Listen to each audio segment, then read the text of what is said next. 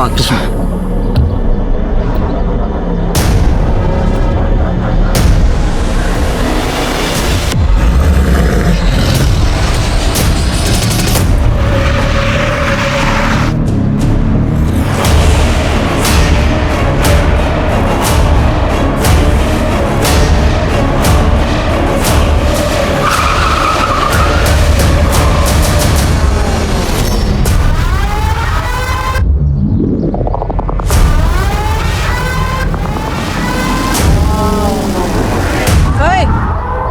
ऐसी हरकत करने की सोचना भी मत, वरना गाड़ी सीधे तेरे ऊपर चढ़ा दूंगी।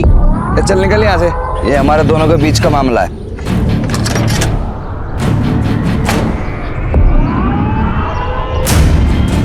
ये हमारे भी बीच का मामला है।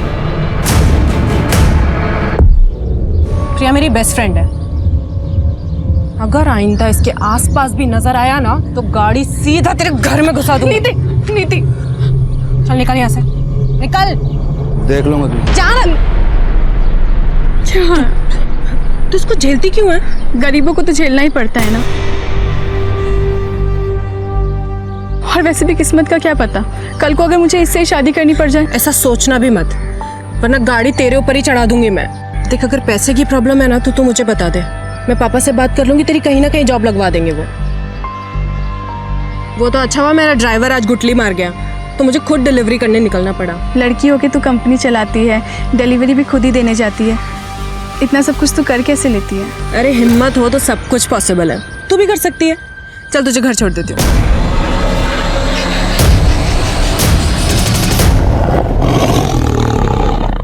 बहुत पुरानी कहावत है, गरीब पैदा होना आपकी गलती नहीं है, लेकिन गरीब मरना आपकी विफलता है।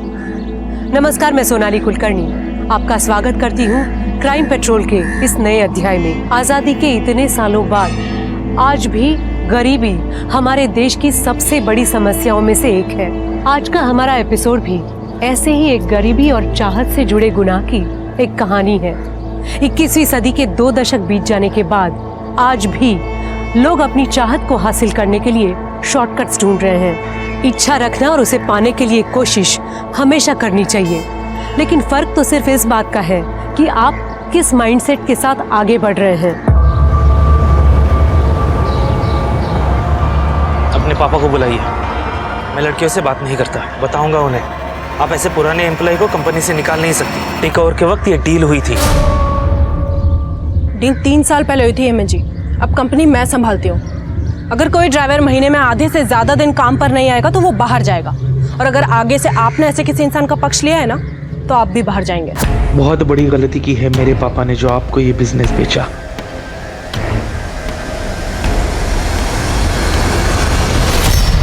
दीदी, आपके झगड़े फिर से चालू हो गए। अरे तो क्या करो स्वाति, ऐसे लोग ऑफिस आकर लड़कियों को धमकाएंगे, उनको परेशान करेंगे, तो ऐसे लोगों को ऐसे ही हैंडल करना पड़ता है। अरे दीदी, तो पापा से बात करो ना, आप क्यों झगड़ा करते फिरते हो? नहीं नहीं, पापा को पहले ही 10 टेंशन है फैक्ट्री की। स्वाति मेरी बात सुन, पापा को कुछ भी नहीं बोलेगी, ठीक है? अरे बोला था ना आराम से काम करो।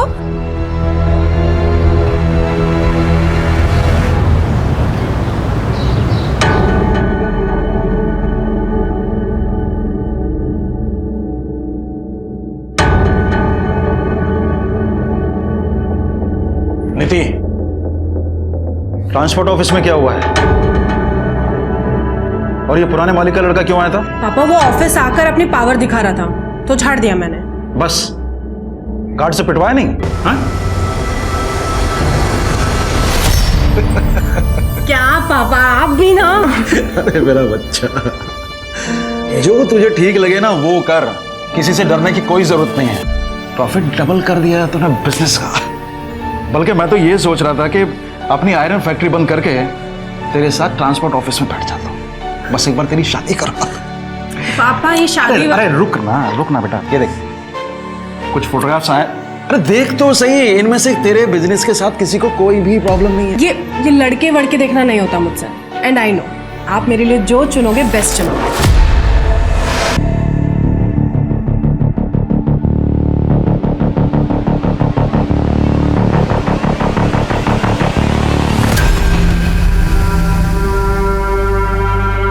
चलती है ना तू मुझसे, मेरे काम से? इसलिए बार बार मेरे काम में टांग अड़ाती है। जलन नहीं, चिंता है आपकी। ठीक है, करो जो आपके मन में है, लड़ो लोगों के साथ, कोई कुछ कर देगा किसी दिन तो। अपना मेकअप का कोर्स करने मुंबई जा और आइंदा मुझसे बात मत करना।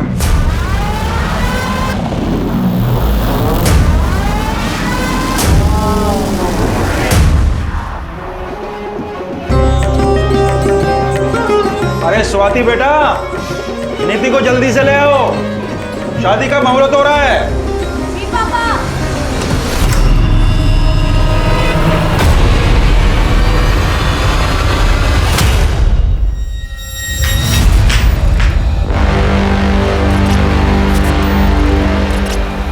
प्रिया, आप दीदी को लेके आएंगे प्लीज? हाँ, मैं अभी लेके आती हूँ। नीति, नीति, अंकल जी। क्या हुआ? स्वाति, अंकल जी, अंकल जी नीति कमरे में नहीं है। कमरे में नहीं है? मैंने बाथरूम में भी चेक किया, वहां पे भी नहीं है। अरे यहीं कहीं इधर उधर घर में होगी, तुम अंदर जाके देखो जल्दी। जाओ। नीति, नीति, नीति, नीति, नीति, नीति। बस कीजिए समधी जी, अब आप बता दीजिए कहाँ भगाया है अपनी बेटी को? क्या बकवास कर रहे हैं आप? मैं क्यों अपनी बेटी को उसी की शादी से भगाऊंगा? मैं सब समझ चुका हूँ कि आप क्या क्या कर सकते हैं। ये सब किया धरा आपका ही है। या तो आप यहीं बता दीजिए, नहीं तो पुलिस पूछेगी आपसे ये सवाल। सर, इतना इंतजाम करके खर्चा करने के बाद अपनी ही बेटी को उसी की शादी से भगाऊंगा मैं? क्यों? तो फिर निधि शादी के जोड़े में इतने सारे मेहमानों के बीच में से गायब कैसे हो गई? सर मैं बता रहा हूँ आपको, सब कुछ किया धरा इसी आदमी का है। कोई मालदार पार्टी मिल गई होगी इसको, इसलिए मेरे 20 लाख रुपए देने के लिए। क्या 20 लाख? क्या सर वो इसने कहा था कि 20 लाख कैश शादी में देगा। मतलब चीचा को 20 लाख रुपए नहीं मिले इसलिए चीचा रूठ गए, चलिए आपको 20 लाख रुपए दिलाते, लेके जाओ इनको। अरे सर एक मिनट सर कैश है, नीति के कमरे के बाजू वाले कमरे में रखा है सर, लॉकर में। और समझी जी, आप गलत इल्जाम लगा रहे हैं हमारे ऊपर। कैसे बाप है आप? एक और बेटी को बिजनेस शुरू करके देते और फिर दूसरी ओर ये दहेज।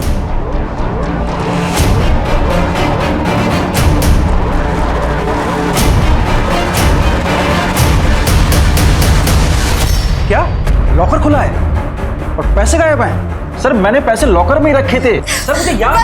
बस कीजिए पापा, पैसों को छोड़िए अभी। दीदी इंपॉर्टेंट है ना अभी।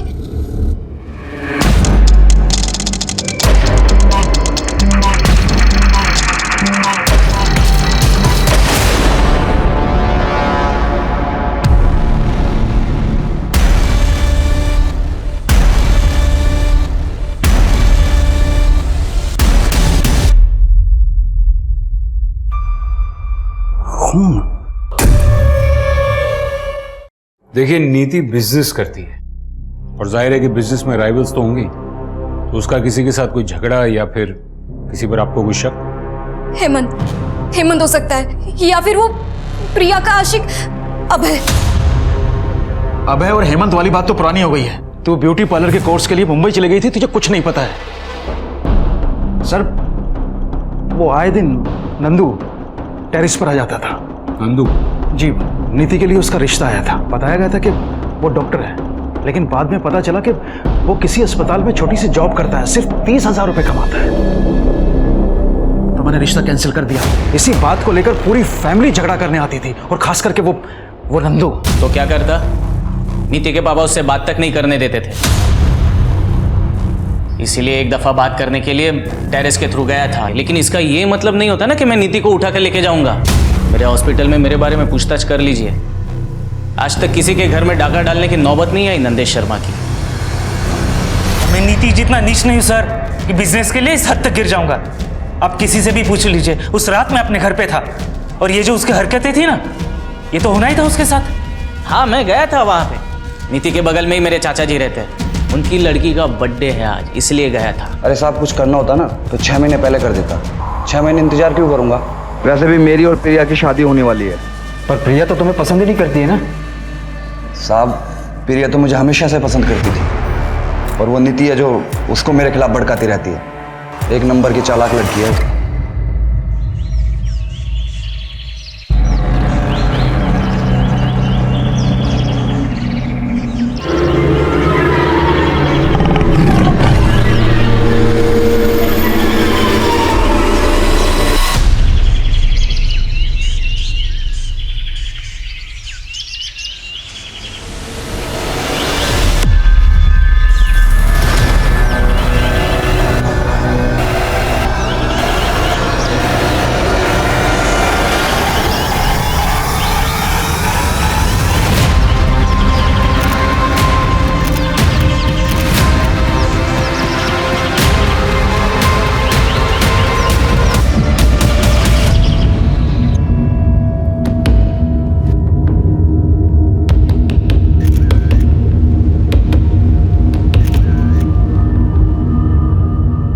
टैरिस की शादी होने जा रही थी, फिर ये शादी से ही गायब हो गई। फिर किसी ने इसे इतने बेरहमी से मार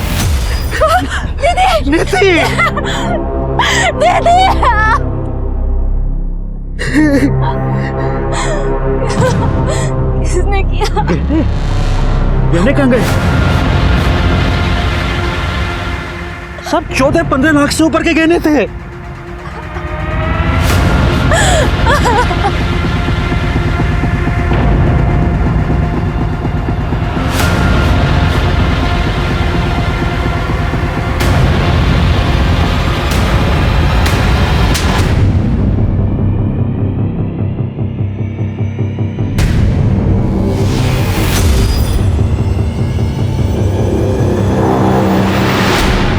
साहब मालूम है मेरे को, मैं काम पे जाता हूँ और तुम पीछे से किसी और मर्द के साथ गुलछा नहीं उड़ाती है। ये गांव वालों की बातों पे भरोसा कर रहे हो? तुम मुझ पे शक कर रहे हो? मुझे धक्का देती है।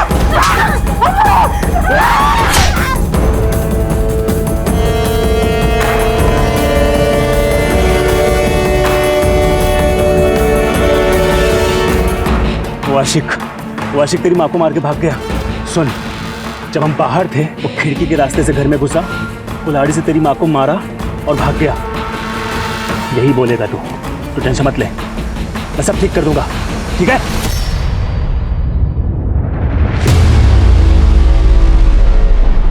सर ये ब्रिजनाथ बहुत ही अजीब बात है। सामने बेटी की लाश पड़ी थी और उसके मुंह से सबसे पहले क्या निकला?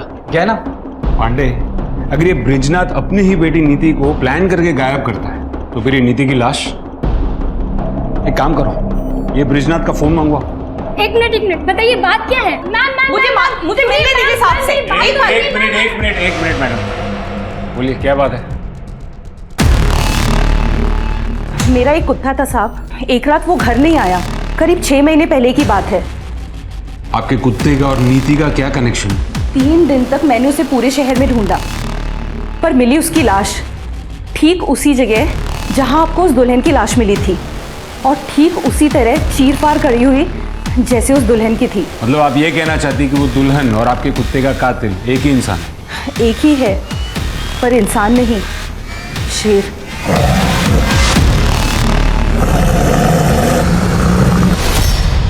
मैडम इस जंगल में सियार तक नहीं है, शेर? मुझे मालूम था आप लोग ऐसे नहीं मानेंगे, इसीलिए। 1 मिनट।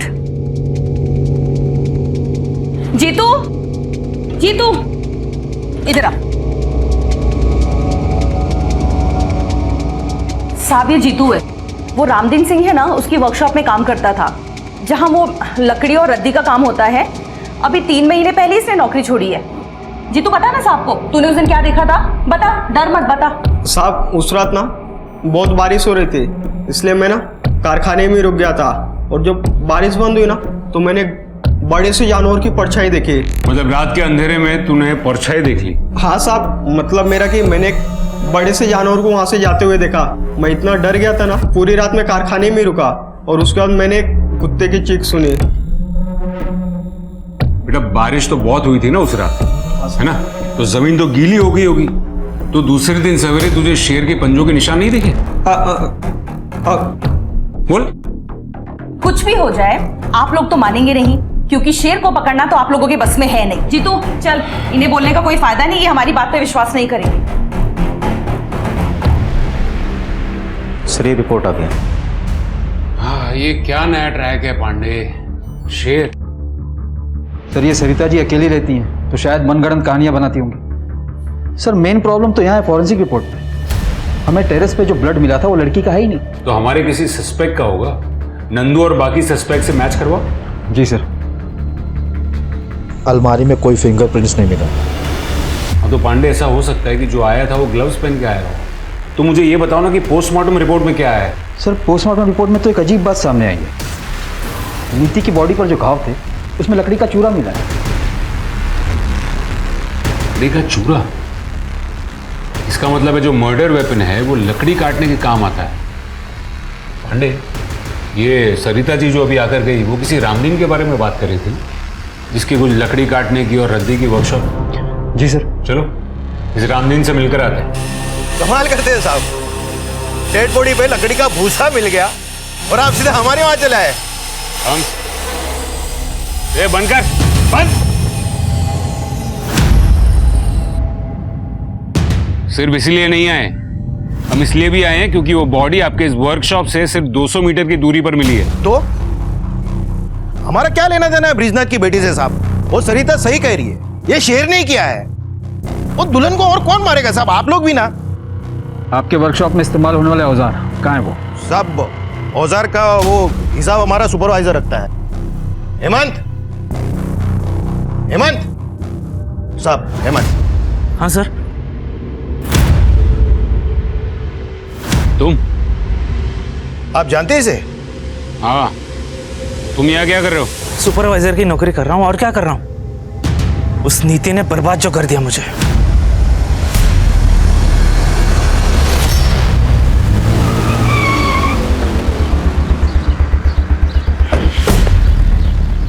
पांडे, ये हेमंत जितना सीधा दिखता है उतना सीधा लगता नहीं है। पर सर हमने पता तो किया था, हेमंत के कॉल रिकॉर्ड के हिसाब से उस रात वो अपने घर पर ही था। और तो और आईपी भी चेक किया उसका, वो उस वक्त ऑनलाइन कुछ वीडियोस देख रहा था। सर वैसे कॉल रिकॉर्ड से एक बात याद है। क्या? जब मैं कॉल रिकॉर्ड चेक कर रहा था तो उसमें से मुझे एक सर, मेरी बहन नीति के कातिल का कुछ पता चला क्या? ऐसे कैसे कोई घर में घुसकर दीदी को गायब कर सकता है? आप तसल्ली रखिए, हम इन्वेस्टिगेशन कर रहे हैं। ऐसे कैसे तसल्ली रखूं? एक छोटा सा झगड़ा क्या हो गया? दीदी ने मुझसे बात ही करनी बंद कर दी थी, इसलिए मुझे कुछ पता ही नहीं चला कि यहाँ पे क्या हो रहा है। आप प्लीज हमें बताइए कि पिछले 1-1.5 महीने से नीति का फोन इनएक्टिव क्यों था? इनएक्टिव? सर ऐसे कैसे हो सकता है? दीदी को तो बहुत सारे कॉल आते थे ऑफिस के काम से।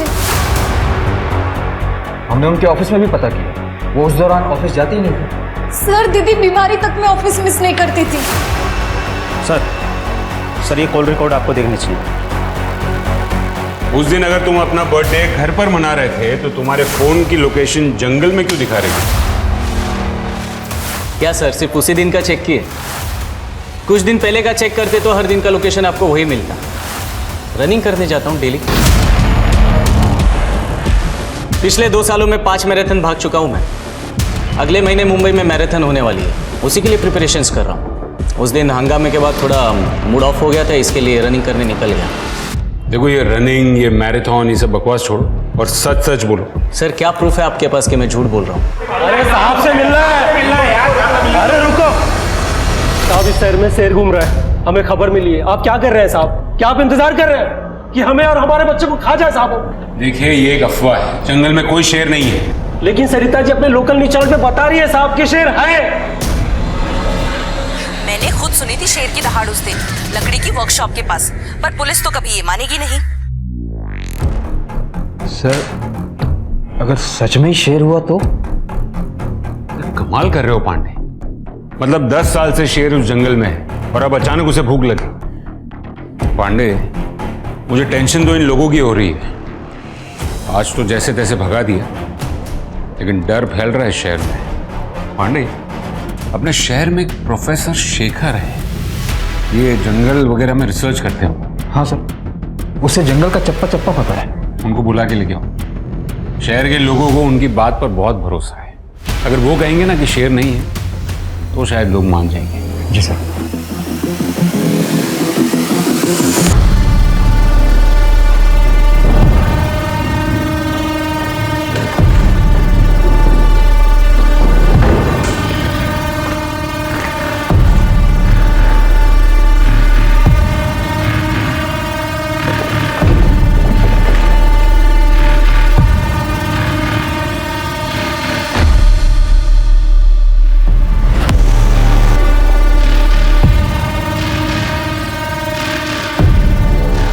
मेहनत से बिजनेस सेटल किया है। घर के काम नहीं कर पाऊंगी, ऑफिस जाना पड़ता है रोज।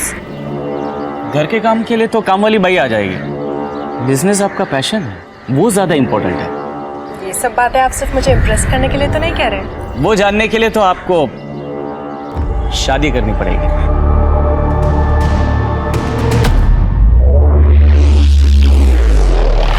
10 साल से चल रही है शेर की कहानी। एक सर्कस कंपनी आई थी, उनके पास शेर तो था नहीं, लेकिन उन्होंने पूरे शहर में ढिंडोरा पीट दिया कि शेर का खेल दिखाएंगे, और इवेंट वाले दिन उन्होंने कह दिया कि शेर जंगल में भाग गया। तब से लोगों को लगता है कि जंगल में शेर है। प्रोफेसर साहब, अगर जंगल में शेर नहीं है तो फिर ऐसा कौन सा जानवर है जो इंसान की जान ले सकता है? सर, ऐसा कुछ भी नहीं है। इतने सालों से मैं पेड़ों की गैर कानूनी कटाई के खिलाफ लड़ाई लड़ रहा हूँ, और इसीलिए इस जंगल का चप्पा चप्पा जानता हूँ मैं। और जितना मैं लोगों को समझाने की कोशिश करता हूँ कि जंगल में कोई शेर नहीं है, उतना ही मेरी बुआ लोगों को आकर बोलती है कि इस जंगल में शेर है, शेर है। बुआ? हाँ सर, सरिता जी मेरी बुआ हैं। वो मेरी बात समझती ही नहीं है। लेकिन खैर, अगर आप कह रहे हैं तो मैं पूरी कोशिश करूंगा कि लोगों को समझा पाऊं।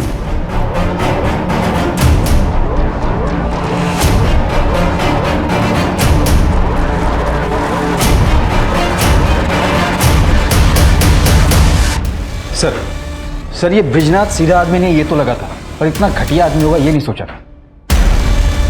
ये देखिए उसके फोन से क्या हुआ।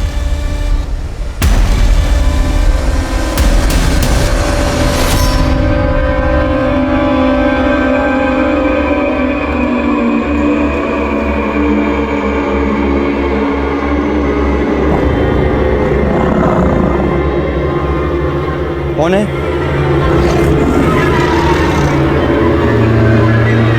कौन है?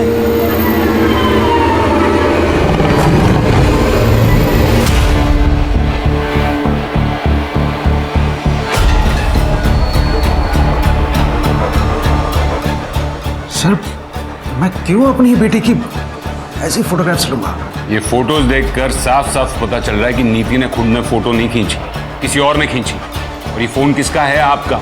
ये फोटोज आपके फोन से मिली। अब आप मुझे बताइए कि आपने नीति की ऐसी फोटोज क्यों खींची? सर, मुझे नहीं पता कि ये फोटोग्राफ्स मेरे इस फोन में कैसे आए। और सर, आप मेरी बेटी के कातिल को और उस आदमी को क्यों नहीं ढूंढ रहे हैं जिसने मेरे सारे पैसे और मेरे सारे गहने चुराए हैं? कौन है? अरे कौन है वहां?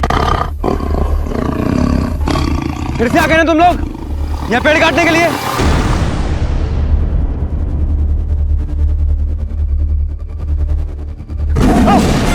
बचाओ! बचाओ! कोई है?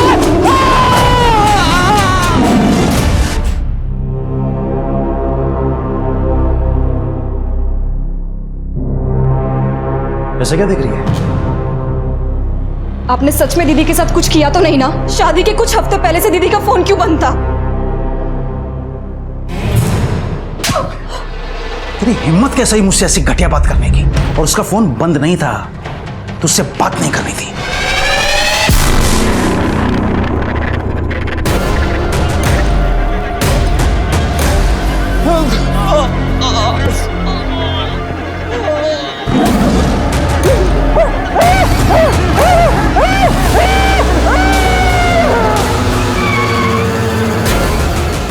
पांडे, ये ब्रिजनाथ के बारे में A to Z सब पता करो, पूरी कुंडली निकालो उसकी। जी सर।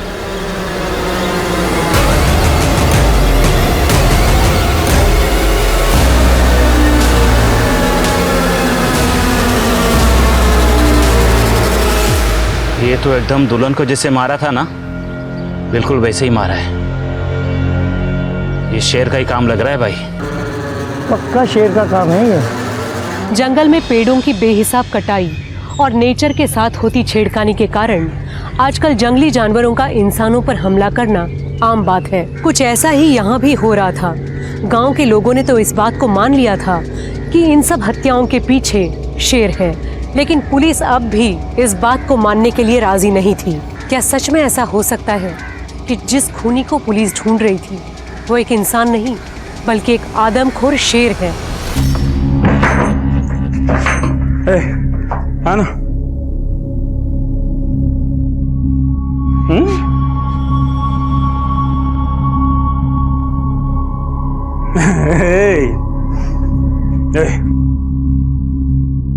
तेरे को बोला था ना, सब ठीक कर दूंगा मैं। एक बार फिर से अपना घर बस रहा है।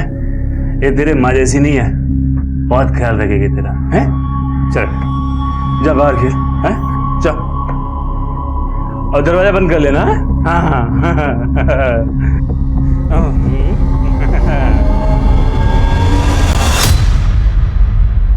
सर बॉडी की कंडीशन देख के तो लग रहा है कि यह किसी जंगली जानवर का काम है। देखिए डॉक्टर, मुझे आपसे ये शेर वाली कहानी नहीं सुननी। मुझे ये बताइए, अगर किसी इंसान ने मारा हो तो कैसे मारा होगा? तो सर उसके लिए 2 हथियारों का इस्तेमाल एक ही साथ हुआ है, एक कुछ हथौड़ी जैसा और दूसरा धारदार औजार। ठीक है। सर दुल्हन की बॉडी पर से जेवर गायब थे। अब ये काम शेर का तो नहीं हो सकता ना? पर सर शेखर की बॉडी पर ना जेवर थे ना पैसे, फिर कोई आदमी उसे क्यों मारेगा? सर कहीं सच में कोई शेर तो नहीं जो जंगल से नदी पार करके इस तरफ आया हो? पांडे, नदी के पार जंगल नहीं गांव है, और फोकस शेर पे नहीं इस पे करो। 3 साल पहले शेखर ने रामदीन के खिलाफ इलीगल पेड़ की कटिंग को लेकर कंप्लेंट दर्ज की थी। मतलब रामदीन के पास शेखर को मारने का मोटिव था, लेकिन उसने अपने वर्कशॉप के पास ही क्यों मारा? सवाल ये नहीं है पांडे, सवाल ये है कि रामदीन ने शेखर को मारने में 3 साल क्यों लगा दिए? या फिर ऐसा हो सकता है कि नीति और शेखर ने रामदीन को एक साथ देख लिया हो पेड़ काटते हुए, इसलिए उसने नीति को भी मार दिया। सर इस रामदीन को उठा लो? नहीं, अभी नहीं। फिलहाल उसके खिलाफ सबूत इकट्ठा करने होंगे। एक काम करो, रामदीन की पास्ट और प्रेजेंट की पूरी हिस्ट्री निकालो और देखो कोई ऐसा मिलता हो जिसे वर्कशॉप के अंदर की सारी डिटेल्स पता हो। सर वो जीतू था ना जो रामदीन की वर्कशॉप में काम करता था? मैं कह रहा था मैं नहीं आ पाऊंगा इस बार त्योहार पर। यहाँ पे एक अजीब सा मर्डर का केस आया है। पर भैया देखो ना, कुछ हो सकता हो तो। नहीं हो पाएगा। एक दुल्हन का मर्डर हुआ है ना, वो भी बड़ी अजीब तरीके से पूरा चीर फाड़ दिया उसको। एक दुल्हन के मर्डर का केस हमारे थाने में भी आया था कुछ 1 साल पहले, सेम वैसे तरीके से उसे भी चीर फाड़ दिया गया था और आज तक ये केस सॉल्व नहीं हो पाया। शेर की बात ही हो रही। सर मेरा भाई श्याम मेरे गांव पालिका एक कांस्टेबल है। तो सर उसके थाने में भी सेम केस आया था जो अभी तक सॉल्व नहीं हुआ है। सर शेर का तो पता नहीं, लेकिन मर्डर जो है लगभग सेम तरीके से ही हुआ है। और सर जिसका मर्डर हुआ था ना, वो एक दुल्हन ही थी। कब हुआ था ये? और उस केस की और कोई डिटेल्स हैं? सर करीब 1 साल पहले की बात होगी, लेकिन सर दुल्हन की आइडेंटिटी अभी क्लियर नहीं हुई है। ठीक है, वहाँ के ऑफिसर से बात करवाओ। जी सर। साहब वो ब्रिज जी के यहाँ पे ज़्यादा पैसे मिल रहे थे मुझे, इसलिए मैं वर्कशॉप पे नौकरी छोड़ दी थी। और वहाँ पे शेर का भी तो खतरा था ना साहब। मेरे सामने शेर की बात मत करना, समझा? अच्छा मुझे बता कि तेरे वर्कशॉप पे कोई अक्सर रामदीन को मिलने आता था क्या? हाँ, हफ्ते में 1 दिन उनसे कोई तो मिलने आता था। उस दिन सबके जाने के बाद साहब वर्कशॉप में अकेले रुकते थे। साहब उस दिन मैं अपना झोला भूल गया था, इसलिए वापस लेने गया था। क्या कर रहे तू इधर? मेरी छुट्टी हो गई ना? साहब मेरा झोला भूल गया था मैं यहाँ पे। हो गया ना? चल निकल। हाँ गया वो। आ जाओ। कौन था वो?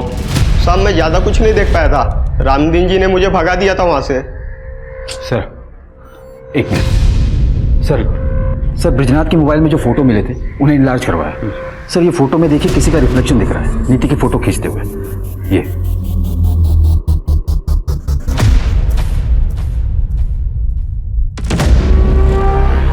सर ये तो सुलभा है। सुलभा? हमारी नौकरानी। सुलभा, सुलभा! जी साहब। तो तुमने खींची थी ये इतनी वाहियात फोटोग्राफ नीति की? साहब हम तो नौकर हैं, मालकिन ने कहा था ऐसे फोटो खींचने को। दीदी ये लीजिए। दीदी जल्दी कीजिए, साहब ने देख लिया तो मुसीबत हो जाएगी। एक मिनट चलिए। हाँ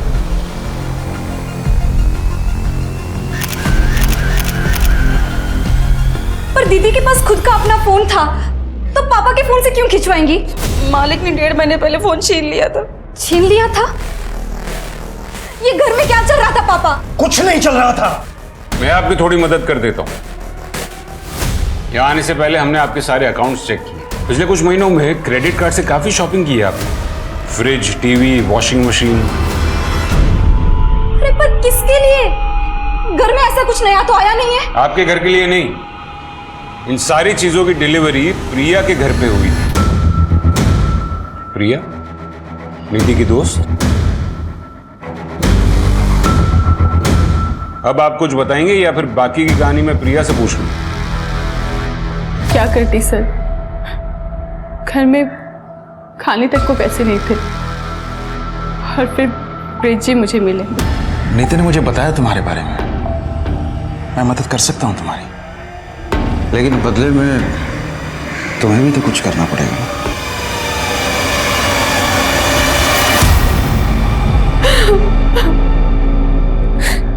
मेरे पास और कोई रास्ता नहीं था सर। और नीति को यह बात कब पता चली?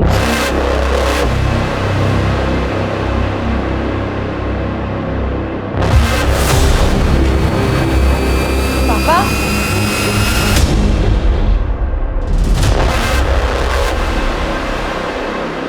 और जब नीति ने आपकी इस हरकत का विरोध किया तो आपने उससे उसका फोन छीन लिया, उसका ऑफिस जाना छुड़वा दिया। वो अपने बाप से बदतमीजी कैसे कर सकती थी? और बच्चों को संस्कार सिखाने के लिए ना ऐसे कदम उठाने पड़ते हैं। संस्कार नहीं, डर। इस बात का डर कि कहीं आपकी काली करतूत जमाने के सामने ना आ जाए। और आपको लगा होगा कि शादी के बाद तो आप नीति जैसी कॉन्फिडेंट लड़की को रोक नहीं पाओगे। तो पापा,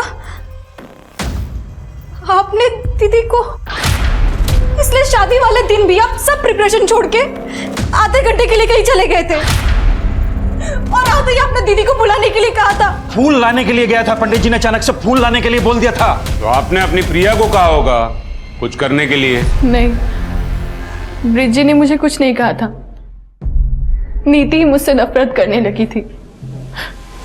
कई बार तो उसने मुझे थप्पड़ भी मारा था, लेकिन मैंने उसे कुछ भी नहीं कहा और कहती थी किस मुंह से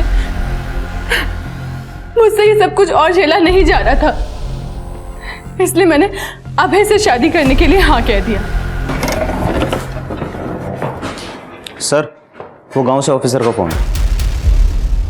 हाँ जी, मुझे वो दुल्हन वाले मर्डर केस की डिटेल्स चाहिए थी। हाँ सर, एक फ़ोन मिला था उसके पास से, लेकिन वो बहुत ही डैमेज था और लॉक भी था। बहुत टाइम लग गया उसको ठीक करने में और अनलॉक करने में। अब करीब 1 साल के बाद अनलॉक हुआ तो पता चला कि वो यहीं गांव के पास ही रहती थी। दुल्हन की फैमिली का कहना था कि उस लड़की का किसी के साथ चक्कर चल रहा था, लेकिन किसके साथ वो हमें पता नहीं। Thank you very much. और कोई डिटेल्स मिले तो हमारे साथ शेयर कीजिएगा। Okay sir. मेरा पूरा परिवार बिखर गया। सर, प्लीज बता दीजिए कौन है मेरी दीदी का कातिल? पापा? देखिए, हमने पता लगाया आपके पिताजी वाकई में फूल लेने गए थे, तो फिर और कौन रह जाता है? नीति का बॉयफ्रेंड। बॉयफ्रेंड? नहीं सर, ये हो ही नहीं सकता। दीदी का फोकस सिर्फ बिजनेस पे ही था, और दीदी तो ये शादी से भी बहुत खुश थी। तो फिर एक जवान लड़की ऐसे फोटोज किसके लिए क्लिक करेगी? हमने फोन भी चेक किया, हमें कोई नंबर नहीं मिला। शायद वो इंटरनेट कॉलिंग से बात किया करती थी। और इस केस में ये पॉसिबल है कि घर से चोरी नीति ने या फिर नीति और उसके बॉयफ्रेंड ने मिलकर की थी। पैसे दीदी ने नहीं चुराए थे, मैंने चुराए थे। मुझे अपना ब्यूटी पार्लर खोलने के लिए पैसे चाहिए थे, और पापा को मुझ पे भरोसा ही नहीं था, और दीदी मुझसे बात ही नहीं कर रही थी।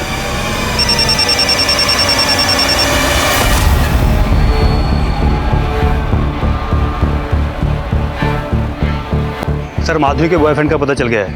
अच्छा? लेकिन वो भी मर चुका है। गांव के करीब 70 किलोमीटर दूर उसकी बॉडी मिली थी। उसका खून भी करीब उसी टाइम पे हुआ है जब माधुरी का खून हुआ था। खूनी ने दोनों को किसी तेजदार हथियार से चीर फाड़ दिया है। कमाल है, 3 खून और वो भी एक ही तरीके से। कोई सरफिरा खूनी घूम रहा है शहर में। मैं तुम्हें फोन करता हूँ। क्या हो रहा है यहाँ पर? देखिए साहब, ये आपकी लापरवाही का नतीजा। शेर ने तो इसे लगभग मार ही डाला। तो आप इसे यहाँ पर क्यों लेकर आए? पहले हॉस्पिटल लेकर जाइए। नहीं, जब तक आप शेर को नहीं पकड़ेंगे हम यहाँ से नहीं जाने। बस तुम बताओ क्या हुआ था? साहब, मैं जंगल से काफी दूर था और अचानक से पता नहीं कहा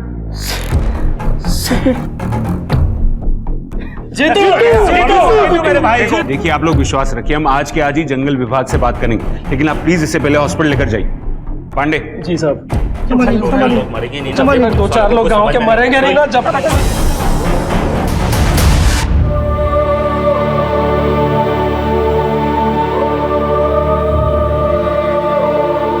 दीदी मुझसे बात नहीं कर रही थी, तो मैंने क्यों कोशिश नहीं की उनसे बात करने की? दीदी इतनी मुसीबत में थी,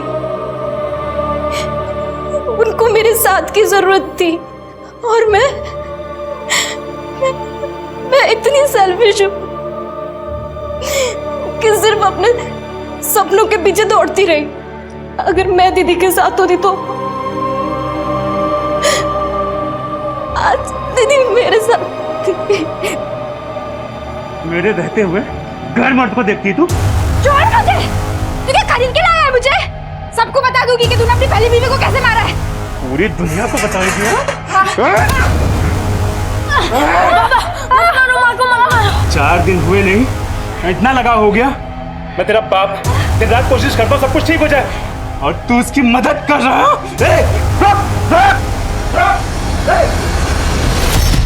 सर डॉक्टर ने बताया कि जीतू को किसी शेर ने नहीं बल्कि जंगली कुत्ते ने काटा था। मुझे पता था, वो घबरा गया इसलिए देख नहीं पाए। सर जब तक हम नीति और शेखर के कातिल को इनके सामने नहीं लाएंगे ये लोग हमारी बात नहीं मानने वाले। सर वो रामदीन के बारे में पता करने के लिए बोला था ना सर आप? सर पता लगा कि वो भी मेरे गांव पाली से है। एक बात और सर वो दुल्हन का जो मर्डर हुआ था उस केस की इन्वेस्टिगेशन से एक बात साफ जाहिर होती है, 6 साल पहले भी सेम तरह से मर्डर हुआ था सर वहाँ पर। किसका? वो भी एक दुल्हन थी क्या? नहीं सर, वो एक आदमी था। इनफैक्ट जिसका मर्डर हुआ था वो खुद एक खूनी था। मतलब 6 साल पहले उस आदमी का खून उसी तरह हुआ था जिस तरह नीति और शेखर का हुआ है?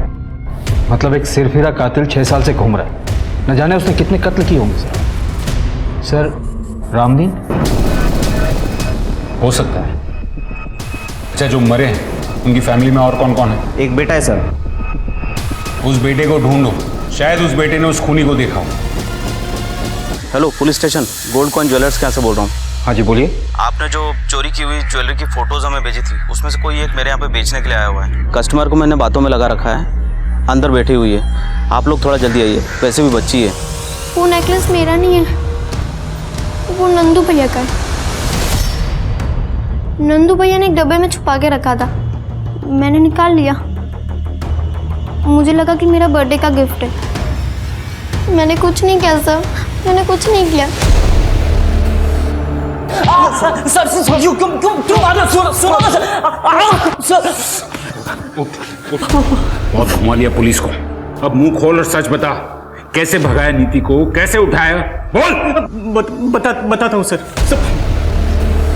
सर मैंने नीति को नहीं उठाया सर, वो खुद आई थी मेरे पास। हम दोनों एक दूसरे से बहुत प्यार करते थे सर। मैंने कुछ नहीं किया सर, बिलीव मी। लेकिन जब उसके पापा ने मेरा और नीति का रिश्ता तोड़ दिया तो मैंने तो उम्मीद ही छोड़ दी थी।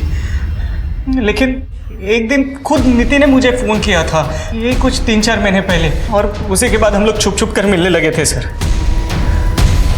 और वो खुद अपने फोटो तुझे भेजती थी?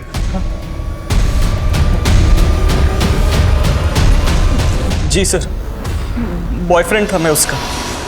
लेकिन भागने का प्लान नीति ने बनाया था और हम लोग भागकर सीधा मुंबई जाने वाले थे। और बराबर शादी वाले थे? हाँ, मतलब नीति का ऐसा प्लान था कि शादी वाले दिन उसके पास ढेर सारे गहने होंगे तो मुंबई में हम लोग आराम से सेटल हो जाए। सारा नीति का आइडिया था, सब राजी खुशी हुआ। तो फिर टेरेस पर खून कहां से आया और वो जंगल के बाहर डेड बॉडी? जंगल में डेड बॉडी का तो नहीं पता सर, लेकिन वो टेरेस पे खून वाला प्लान मेरा था। हॉस्पिटल से मैं ब्लड सैंपल्स लेकर आया था और मेरे ही कहने पर नीति ने खुद वो ब्लड टेरेस पे डाला था सर। एक्चुअली मेरा और नीति का उस दिन जंगल में मिलने का प्लान था। नीति, अरे कहाँ हो यार तुम? नीति तो नहीं मिली, लेकिन उधर झाड़ियों में उसका पड़ा हुआ नेकलेस मिला सर।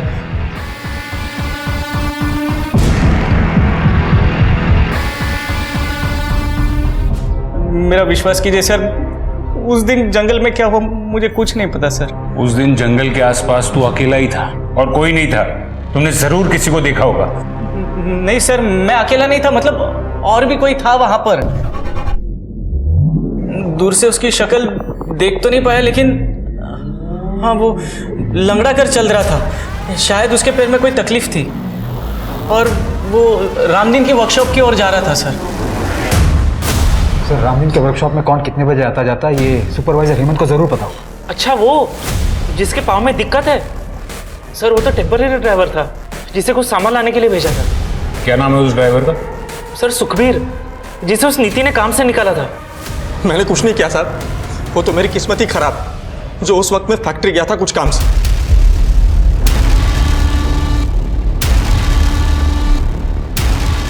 ये ब्रेसलेट तुम्हारा है? हाँ साहब। नया लिया? हाँ साहब। पुराना कहाँ है? पुराना मैं दिखाता हूँ। ये तुम्हारा ही है ना?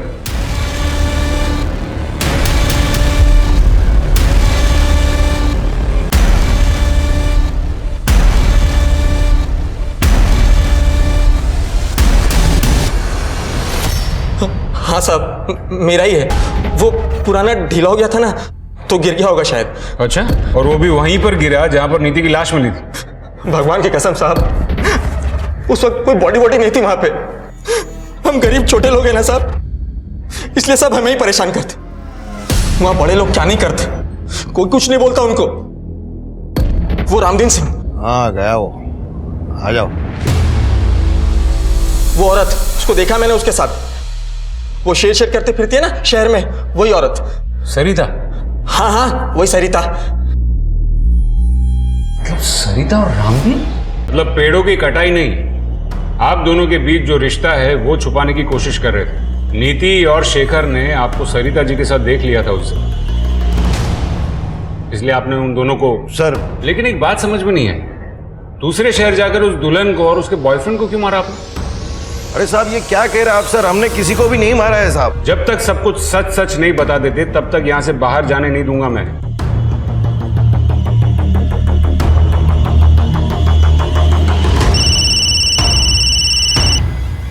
हाँ गुप्ता बोलो।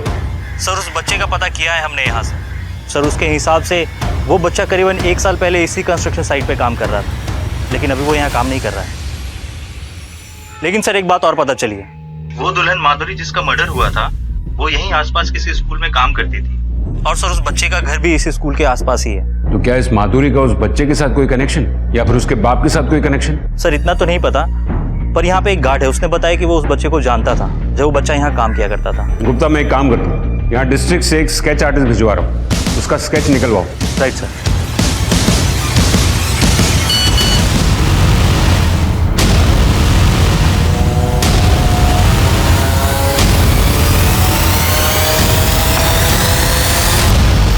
अरे साहब हमें क्यों बंद करके रखा, हमने कुछ नहीं किया साहब, हम कह रहे हैं ना साहब। एक बात बताओ, तुम्हारे वर्कशॉप में जो जो काम करते हैं या करते थे, उनमें से तुम्हारे गांव पाली से कौन था?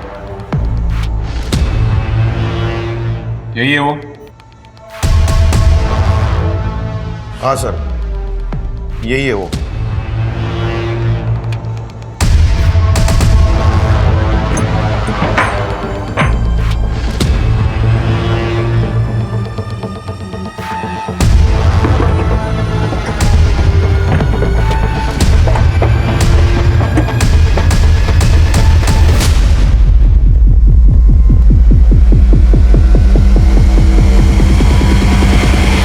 सर ये लोगो इस गांव में कई जगह देखने को मिलेगा। एक बाबा यहाँ का, उसी का ही लोगो है। चलिए मैं लेकर चलता हूँ आपको उस बाबा के घर।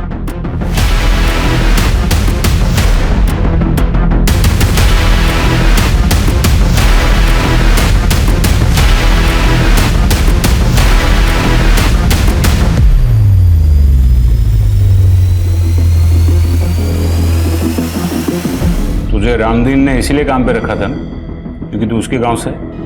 हाँ रखा था तो साहब। और तुझे नौकरी सिर्फ इसीलिए करनी थी ना कि एक अच्छी सी लड़की से शादी करनी थी? साहब शादी करके घर तो बसाने हैं ना हमें भी। वाह ये कमाल है, लोग शादी करने के लिए मैरिज ब्यूरो में नाम लिखवाते हैं, पेपर में ऐड देते हैं, और तू मर्डर करता है। क्या साहब ये क्या बोल रहे हो आप? ये मैं नहीं बोल रहा हूँ, तेरा वो जंगल वाला बाबा बोल रहा है। थोड़ी जेल की हवा लगी, 2 डंडे पड़े तो मुंह खुल गया उसका। साहब मैं शादी करके ना सिर्फ घर बसाने वाला था। वो माधुरी थी ना, उससे बहुत प्यार करता था मैं, लेकिन उसने क्या किया, घर से भागने के लिए मेरा ही इस्तेमाल किया। किसके लिए? उस फालतू लड़के के लिए। मार दिया उसे।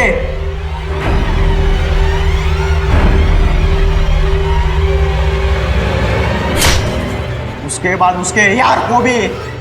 हाँ मैं घर से जल्दी निकलकर जंगल में तुम्हारा वेट करूंगी। हाँ तुम लेकिन लेट मत होना।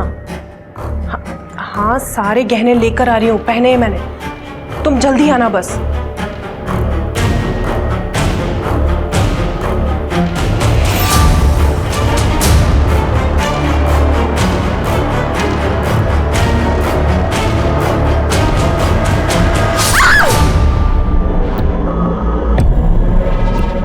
नीति ने क्या किया था? उसको क्यों मारा?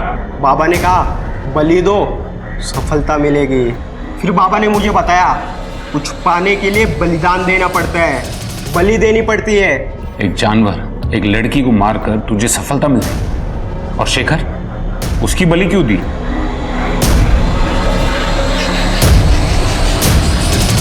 आओ, वो शेखर अगर उस दिन बीच में ना आया होता ना तो हमारी प्रक्रिया पूरी हो जाती है। बे कौन है बे तू? और ये यहां क्या कर रहे हैं?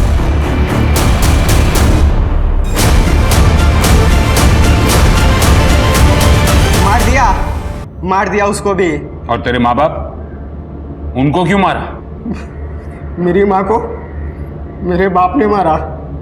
वो जो कुछ भी बोलते थे मेरी माँ के बारे में, उनके आशिक के बारे में, सब कुछ झूठ था, सब गलत था। और ये दुनिया वाले उनकी झूठ को सच मानते थे। मगर मैं समझ गया था उस आदमी को, इसलिए मैंने उसको कुल्हाड़ी से मार दिया था। अब चिंता करने की कोई बात नहीं, बाबा ने मेरा शुद्धिकरण करवा दिया है। अब मैं शादी कर सकता हूँ, अपना घर बसा सकता हूँ। तेरा शुद्धिकरण तो बेटा अब हम करेंगे, और तेरा घर है ना, ये जेल में बसाएंगे। किसी चीज की बेहिसाब चाहत इंसान को गुनाह के रास्ते पर ले जा सकती है। चाहत पागलपन ना बने, इसके लिए हमें ये मालूम होना चाहिए कि हमें कब खुद को रोकना है। जीतू जैसे भोले और महत्वाकांक्षी इंसान की तलाश ऐसे ढोंगी बाबा को हमेशा होती है। वो उनके आसान टारगेट होते हैं। बाबा ने अपने लालच के लिए एक मासूम से बच्चे को एक बेरहम कातिल बना दिया। शादी करने के लिए उसके पागलपन का इस्तेमाल किया।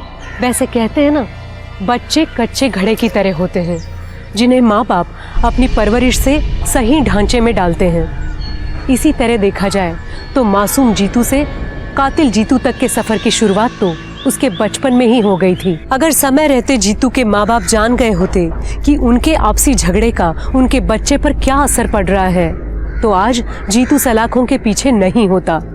माँ बाप बन जाना अलग बात है, और जिम्मेदार माँ बाप बनना अलग। अब मैं सोनाली कुलकर्णी आपसे विदा लेती हूँ। फिर मिलेंगे क्राइम पेट्रोल सतर्क में एक ऐसे ही चौंका देने वाले केस के साथ।